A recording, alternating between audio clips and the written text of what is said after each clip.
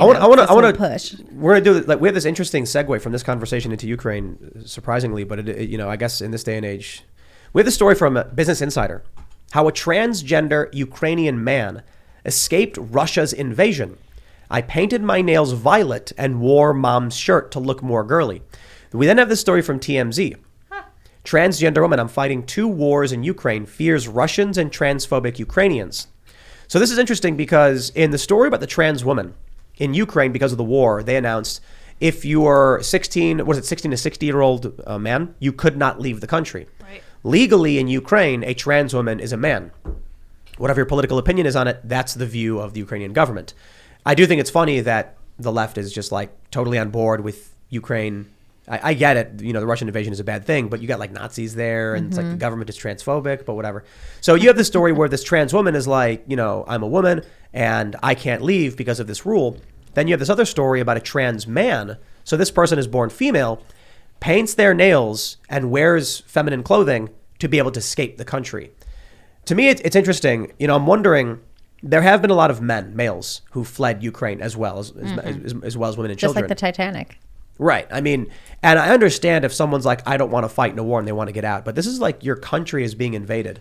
The interesting thing to me is I understand these are 2 unique individuals and we're not talking about a group here, but it is fascinating. The 2 stories we get out of here are about a biological male and female, a trans man and a trans woman, both trying to flee the country and not stay and fight for it. Yeah. I mean, the headline's interesting, isn't it? Fighting 2 wars. Actually, they're trying to not fight any. Right. Right, exactly. Not the gender war, not any of it. We talked about Laya Thomas, I think is how it's pronounced. This is the biological male trans woman who's competing against females in college swimming.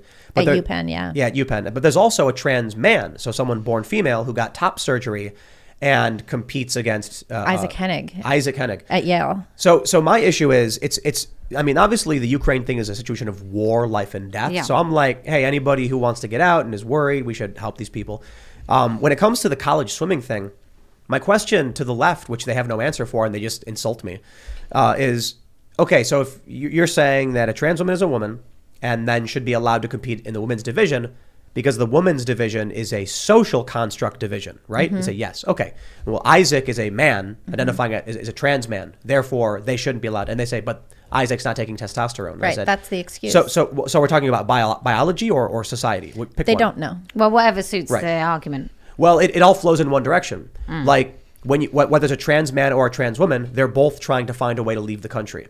The trans woman says, but I'm a woman. You can't say I'm a man. The trans man says, I'm going to paint my nails and wear women's clothing to try and get out of the country. What I don't understand is why is the person who is female but trans as a man, why do they have to do anything? Like, if they're a female, why wouldn't they just walk over the border? So the interesting I mean, because the the nail thing polish is magic. if you're a female, right, you can have short hair. And you can, I know this is crazy, but you can wear a suit. You could wear button-down shirts. You could wear men's shoes if you're a female, and it doesn't change anything about being female. I even heard that women can even can keep be your gay. fingernails super short Yeah. and unpainted, and you still are female. No, but I think one of the big issues in the culture war is that, you know, whatever our faction is, we assume too much about the other side's beliefs and understandings of things. I think it's fair to say that they don't think that a woman can have short hair or do these things. Well, no. If a young girl says, I want short hair and I want to wear blue jeans, they ask the child if the child is trans. Right. They don't Now say, they do. Yeah, they don't say, well, maybe you just like short hair. It's become like, if you act, this is the strange thing to me about it. Maybe I should understand that if you have a child who says, a little boy says, I like dolls, then all of a sudden you have conversations about whether the child's trans when the child doesn't have an understanding of sexuality because they're prepubescent. Right, and they just like stuff. Right. And you Yeah. don't even know why they like stuff. Like maybe they like dolls because they like the color or the texture, you know, or being able to tell stories with dolls. Stick it in their trucks. I don't know. Sure, stick in their trucks, you know, whatever it is. Right. But we don't ask children what it is that they like. Yeah, sometimes the joints of the doll or what makes the doll cool. Yeah, they're doesn't have kinda to do cool. with like if it has blonde hair or is a girl. I or a had one boy. where you press the button on the back and she winked at you. Oh, wow. It was Western Barbie. Matt Walsh brought this up after the Dr. Phil thing he did. He said if if a little boy or his son came to him and said that he thought he was a girl, he said we'd ask him why. And often you'll hear him say things like, I want to play with dolls. And he was like, but boys can play with dolls too. Sure. It's funny because hearing Matt talk about stuff like that, that's like that used to be progressive. That was the original, that was like much the feminist perspective, right? If you're a woman, you can dress and behave however you want. You can dress the way men stereotypically dress. You can behave the way men stereotypically behave. You can do any of that, right? You can sleep around. You can do whatever. It's fine. And now we've switched all that up. We have taken the gender stereotypes and embedded them further. Yeah, and it seems like the modern progressive left's worldview is that there are social behaviors intrinsic to sex. Isn't it bizarre? Yeah, I'm just confused by it. I don't understand. There was a case discussed on the BBC, and a little boy lived with his mum, and she had 2 towels after she had a shower for her hair and her body. And one day he said, I'd like 2 towels. And she said, you don't need 2 towels. So he said, but I'm a girl. And so she went to bed that night and thought deeply about him being a girl. Not that he just wanted 2 damn towels. And then he started on his road to transition at like 7, socially transition. That is messed up. It's just so weird. My son uses like 4 towels. I don't know what he uses them for. I come into the bathroom. I'm like, you really needed all these towels? Apparently. Why did she say he didn't need 2 towels though? He has hair, right? I have no idea. This is her very brave journey about discovering that her son was really a girl.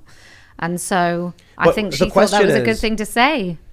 I think the question is, what about this child saying that they were a girl is like confirmation of a trans identity? I mean, obviously for her, right. So like, what makes you think from saying I want 2 towels to saying that you're a girl makes the leap to their biology is wrong and they need medication or some kind of surgical treatment, right? I mean, I'm assuming that she went to the doctor though, right? For me, if we assume she hasn't got something like Munchausen's by proxy, there is a lot of social status for average people to gain by doing this brave and super wonderful mother. And it is women, unfortunately, it's women that go along with this narrative with their kids. It's not so much dads. Well, it's sort of like a feminist Texas. Fascism. Yeah. So where we have taken the ideas of feminism and we now impose them by force. I don't think words. I think it's probably intentional, but words have almost no meaning at this point. That's correct. What does feminism even mean? That was intentional. We were actually, before we went on tonight, Kellie and I were looking at the definition of gender and gender identity on Wexlaw, I think at Cornell, and they're the same.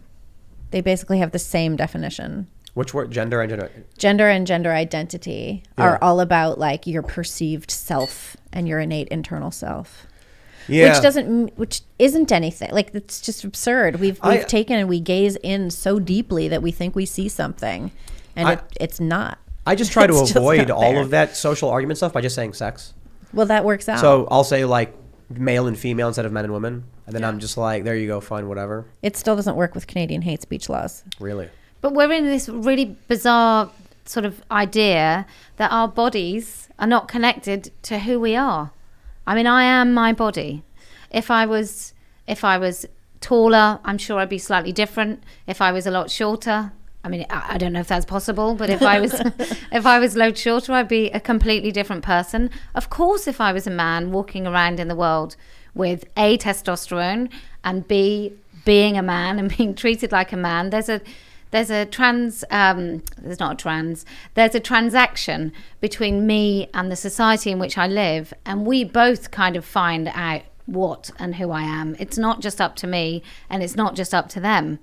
And it's bizarre that we're deciding that gender is separate from that your internal sense of self is a social construct, is the most stupid idea, and it doesn't make any sense. I was just thinking about someone in prison, maybe because people are adaptable and their sense of what I am, like in prison, they're like, what do you even think I am? What are you? Who are you? And then they beat the hell. And like when people are getting like sexually assaulted in prison and like over and over and over and over again by some big guy, and it's a guy, and he's like, I'm not gay, but I have to create a new reality for who I am in this situation. And so they create like a new gender almost to exist within that without being insane.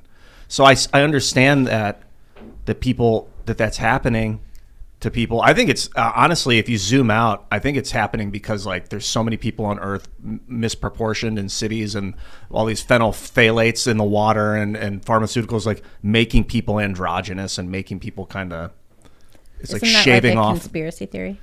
I don't know. It just seems logical. Isn't that true though? That birth control is in public drinking water. Yeah, Yeah, I've heard that pharmaceuticals too. go into the toilet true, in though? the pee when people pee them out after they eat their Prozac, and then that gets in the water supply. People are all really, really messed up, and it might just be a process of the human race kind of shedding its skin.